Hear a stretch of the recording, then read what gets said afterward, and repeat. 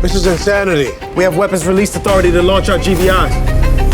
House of Dynamite is a panic attack about a incoming nuclear ballistic missile, and it's the same information experienced through different people. I was attracted to this story because of its realism. Knowing Kathryn Bigelow's body of work, I knew that it was going to be incredibly well researched. Sergeant, you're doing fine. We've trained for this a million times, you're good. So we cut in Adobe Premiere. Because of the way the film is told in 3 chapters and from different perspectives, we had a lot of footage and really large multicams. Kirk will work on multiple scenes at once. And the great thing about Premiere Productions is that it allows us to toss scenes back and forth. And so it's a great tool for us to work seamlessly together as a team. Object remains inbound.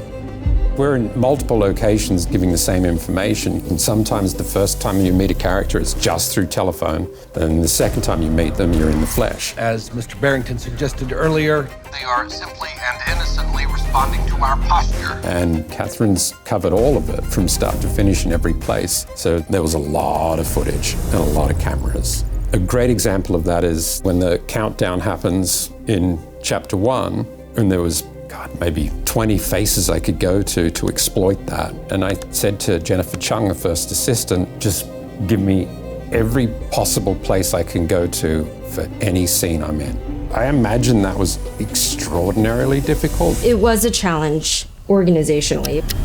Whew. The transcription tool in Premiere was actually super helpful. There were different pieces of dialogue that were incorporated in each chapter. The president's gonna call the bunker. So you're talking about numerous takes in numerous scene projects of the same line. And so the transcription tool really helps us hunt for all of these instances within the projects.